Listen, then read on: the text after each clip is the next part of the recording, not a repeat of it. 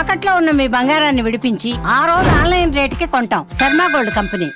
నమస్కారం అండి, సుమన్ టీవీకి స్వాగతం. నేను గీతాంజలి. ప్రస్తుతం మనతో పాటు ఉన్నారు భారతీయ శంకరపీఠం వ్యవస్థాపకులు, ప్రముఖ ఆధ్యాత్మికవేత్త, జ్యోతిష్యులు, బ్రహ్మశ్రీ అన్నవరపు తిరుపతిమూర్తి అవధాని గురువు గారు. వారితో మాట్లాడి ఈ పరాభవనామ సంవత్సరంలో మొదటి సోమవారం రోజు ఏదైతే ఉందో ఆ రోజున సౌభాగ్యం కొరకు మహిళలు ఖచ్చితంగా ఆచరించవలసిన నియమం ఒకటి ఉందన్నారు. అది ఏమిటనేది గురువుగారి మాటల్లో విని తెలుసుకుందాం. ఆచరించే విధానం కావచ్చు, ఏ విధంగా చెయ్యాలనేది ముఖ్యమండి. అది తూచా తప్పకుండా మనం పాటిస్తే ఆ యోగం ఖచ్చితంగా అందుకుంటామని చెప్తారు. మరి గురుగారితో మాట్లాడదాం. గురుగారు నమస్కారం అండి. ఓం శ్రీ మహాగణాధిపతయే నమః.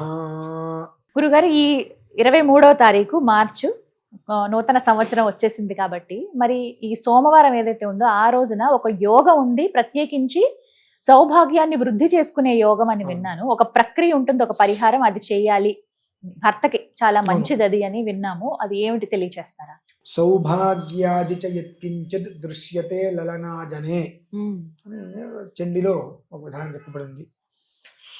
ఇందులో ఇది ఎందుకు వచ్చింది, ప్రతి సంవత్సరం వస్తుందంటే రాదు.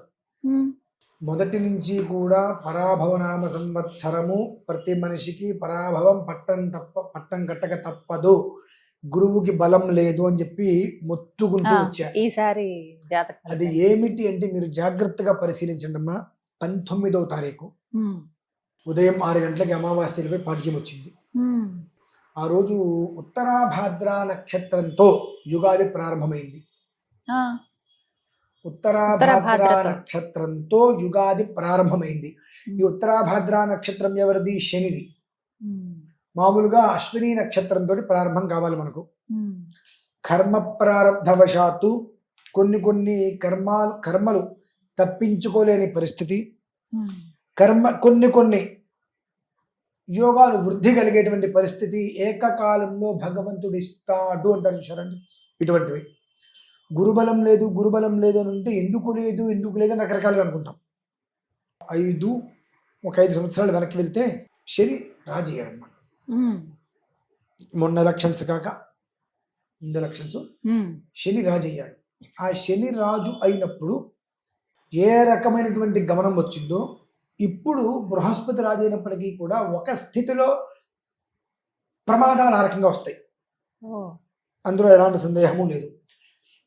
అక్కడి నుంచి 5వ రోజు మనకు పంచమవుతుంది. అశ్విని, భరణి, కృత్తిక, రోహిణి, మృగశిర కావాలి. కానీ కృత్తికా నక్షత్రంతో మనకు సోమవారము పంచమి కృత్తికా నక్షత్రం వచ్చింది. తద్వారా అటు కృత్తిక అనేటువంటిది రవి నక్షత్రం, రవిధిపతి. ఇటు ఉత్తరాభాద్ర అనేటువంటి శని రవి కలయిక అనేటువంటిది చాలా బహు ప్రమాదాలకి మూలం. కొన్ని జీవితాలు విచ్ఛిన్నమైపోవడానికి మూలం, కుటుంబ కలహాలకి మూలం. ఒక్క మాటగా చెప్పాలంటే స్త్రీకి సౌభాగ్యహీనత కలగడానికి ఎక్కువ అవకాశాలు ఉంటాయి. అంటే స్త్రీకి సౌభాగ్యహీనత కలగడానికి అంటే పురుషుడికి అనర్థం కలిగితేనే కదా. అవునండి.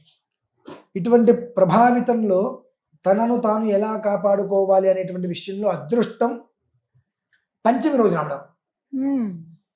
మనకు యోగం పంచమి అవటం, సోమవారం అవటం.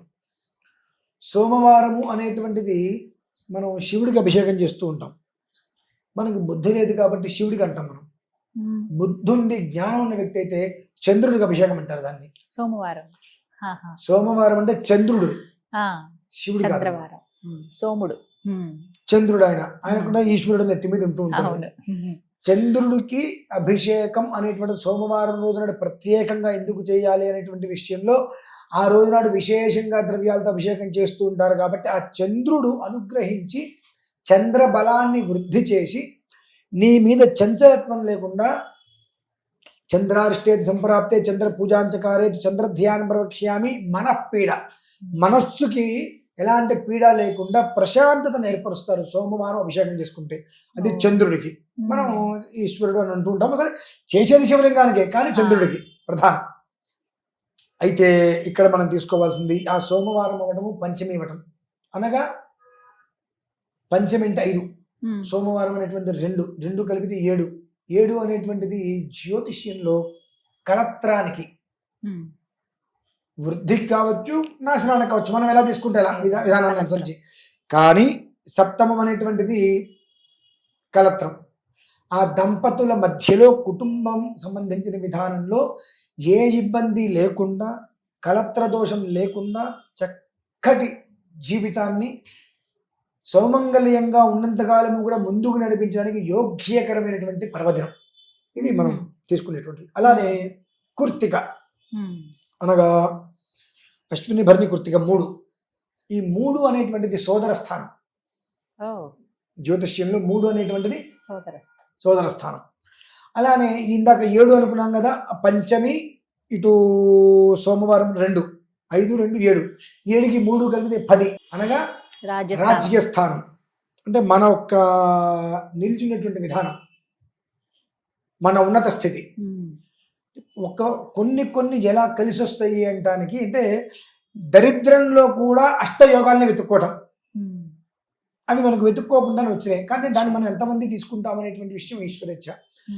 ఆ రోజు నాడు చక్కగా ప్రతి స్త్రీ, ప్రతి పురుషుడు రాగి పాత్ర తీసుకొని అందులో కంఠం వరకు ఇలా పట్టుకుంటాం కదా మనం, ఆ కంఠం వరకు నీరు పోసి అన్ని నువ్వులు, నల్ల నువ్వులు, తిలా పాపహరా నిత్యం విష్ణోర్దేహ సముద్భవ పాపం హరంతు మే క్షిప్రం అతశాంతిం ప్రయచ్చమే అన్ని నువ్వులు వేసేసి అంత భస్మం వేసి గరిక, బయట మన గరిక దొరుకుతుంది, ఆ గరి శుభ్రంగా కడిగి అందులో వేసేసుకొని మన పరిసరాలలో ఉండేటువంటి శివాలయం, పరిసరాలలో ఉండేటువంటి శివాలయం ఏదైతే ఉంటుందో ఆ శివాలయానికి వెళ్ళి 25 ప్రదక్షిణాలు చేయండి. సద్యోజాత వామదేవ అఘోర తత్పురుష ఈశాన అని అంటారు. సద్యోజాత సద్య కాలమునందు అక్కడికక్కడే మనకు అన్ని రకాల దోషాలు నిర్వీర్యమైపోవాలి. వామదేవాది పంచబ్రహ్మలు అంటారు. మళ్ళీ అక్కడి నుంచి ఇది మనకు లేదు అనేటువంటి పదం ఎక్కడా లేకుండా మనకు వృద్ధి చెందాలి. అఘోర, అఘోరము అనగా ఘోరము లేనటువంటిది, ఘోరము కానటువంటిది. ఘోరము చూడము. మనకు ఏదైనా యాక్సిడెంట్ జరిగితే అబ్బో ఘోరమైన ప్రమాదం అంటారు, అఘోరమైన ప్రమాదం అంటారు. కానీ అఘోరము పాశుపతం, అఘోర మంత్రం వాము అఘోరమా అని భయపడిపోతారు. అంటే చిన్న విషయం మనం గమనించుకోవాలి. ఆ అఘోరాది పంచబ్రహ్మలు అంటారు. మళ్ళీ ఈ అఘోరాది పంచబ్రహ్మలతో ఆ కుటుంబంలో ఎవ్వరికీ కూడా ఏ ప్రమాదము జరిగి కింద పడు రక్తం వచ్చేదో చిన్న చిన్న వాటితో మినహాయిస్తే కాస్త ఒక 10 రోజులు విశ్రాంతి తీసుకోవాలి, బెడ్ రెస్ట్ తీసుకోవాలి, ప్రమాదం జరిగింది కుట్లేయాలనేటువంటి రానికుండా తత్పురుష, చక్కటి యొక్క తత్పురుషులు అనగా సత్పురుషులు, చక్కటి పురుషులతో సత్సంగం అనేటువంటిది ఏర్పడి ధర్మకార్యాలలో ఉంటూ ఆ తర్వాత ప్రశాంతతనిచ్చేటువంటి విధానం ఏర్పరుస్తుంది. కాబట్టి ఒక 5 ప్రదక్షిణానికి ఒక్కొక్క విధానం, అలా 25 ప్రదక్షిణాలు పూర్తి చేసుకొని ఆ కలశంలో ఉన్నటువంటి నీళ్లు ఈశ్వరుడి శిరస్సు మీద శుభ్రంగా మొత్తం తిప్పేసేసిన పోసేసిన తర్వాత ఈశ్వరుడిని మొత్తం బొడేలా కింద పడంగా ఆ నీళ్ళు తీసుకొని నెత్తి మీద చల్లుకొని కళ్ళకి చాలు. ఒకేలా భస్మం ఏదైనా మీకు అందింది అనుకోండి, ఇలా పెట్టేసుకోండి. ఈశ్వరుడి యొక్క అనుగ్రహం వలన స్త్రీకి ఏది ఉన్నా లేకపోయినా 5వ తరం చాలా ఇంపార్టెంట్. ఆ 5వ తరం అనేటువంటిది అకారణంగా యమధర్మరాజు వచ్చి తీసుకెళ్ళు, అకారణంగా యమధర్మరాజు వచ్చి తీసుకెళ్ళు. చంద్రశేఖరమాశ్రయే మమ కిం కరిష్యతి వై యమః.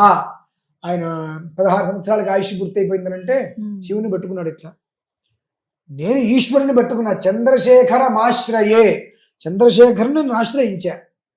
మమ నేను కిం కరిష్యతి, నువ్వు ఏం చేస్తావు, నీ జాతరం చేసుకో అని చెప్పి యమధర్మరాజు మీదకి. మరి ఆ రకంగా ఆ చేసేటువంటి ప్రక్రియ వలన తన భర్తకు ఏ కారణం చేత కూడా అకాలంగా వచ్చేటువంటిది ఎలాంటిదైనప్పటికీ కూడా అనర్థం, ఎలాంటి ఇబ్బంది కూడా అకారణంగా వచ్చేటువంటి అవాంతరాలను పూర్తిగా దూరం చేసి ప్రశాంతతని చేకూర్చేటువంటి అద్భుతమైనటువంటి రోజండి. ఆ రోజు నాడు చక్కగా ప్రతి ఒక్కరూ ఒకవేళ గుడికి అవకాశం లేకపోతే ఒకవేళ దగ్గరలో లేదండి శివాలయం అనుకున్న వాళ్ళు ఏం చేయాలి, ఇంట్లో చక్కగా తులసి గోడ దగ్గర శివలింగాన్ని పెట్టేసుకొని దాని చుట్టూ చక్కగా చేసి వేసుకోవటం. అదే రోజు నాడు నేను ప్రత్యేకంగా పంచముఖ మహామృత్యుంజయ హోమం చేస్తున్నాను. ఈ సద్యోజాత వామదేవం ఏవైతే ఉన్నాయో వీటితోటి వీటికి కరక్కాయ చాలా అవసరం ఉంది. కరక్కాయ అంటారు. అవునండి, తెలుసు. సుమారుగా 1,00,000 కరక్కాయలు తెప్పిస్తున్నా.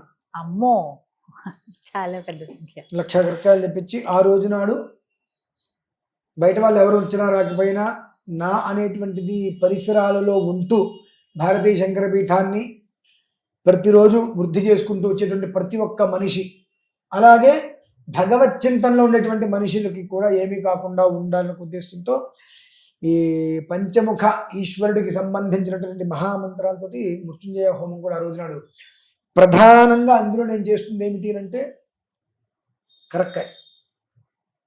అదేమిటి అంటే దాన్ని హరిత అంటారండి. హరిత, కరక్కాయని హరిత అంటారు. హరిత అంటే విష్ణుమూర్తి. శివకేశవుల్ని ఏకం చేయటం కొన్ని మంత్రాలతో, తద్వారా వచ్చేటువంటి భస్మాన్ని అందరికీ ప్రసాదంగా ఇవ్వటం వలన, ఆ భస్మం పెట్టుకోవటం వలన భూత ప్రేత పిశాచ బద్ధ బ్రహ్మరాక్షస యక్ష యమదూత శాకిని ఢాకిని హాకిని అని చెప్పి ఎన్ని రకాలైనటువంటి ప్రమాదాలు చెప్పబడి ఉన్నాయో వాటి నుంచి పరిపూర్ణమైనటువంటి రక్ష. అదే నేను నార్మల్గా చేసుకునేటువంటిది. కానీ ప్రతి ఒక్క పురుషుడు కానీ స్త్రీ కానీ ఆ రోజు నాడు చేసుకోవాల్సిన విధానం ఇది. నేను అదే రోజు నాడు 100 కలశాలతో అభిషేకం చేస్తున్నా స్వామివారికి. 100 కలశాలతో అభిషేకం చేసి 1,00,000 కరక్కాయలతోటి హోమం చేస్తున్నా. అది నేను ప్రత్యేకంగా ఇటువంటి రోజు అనేటువంటిది మరలా మనం చూడ సాధ్యమైంది కాదు కాబట్టి ఆ రోజు నాడు పూర్తిగా సద్వినియోగం చేసుకోవాలనే ఉద్దేశంతో నేను చేసుకునేది. పాల్గొనకపోవడం ఎవరిష్టం వాళ్ళది. కానీ ప్రతి ఒక్కరు కూడా శివాలయము లేదా వారి ఇంట్లో అయినప్పటికీ కూడా ఈ ప్రక్రియని అనుసరించడం చాలా శ్రేయస్కరం. 23వ తారీఖు మార్చి సోమవారం. చక్కగా తెలియజేశారు. ధన్యవాదాలు గురువు గారు.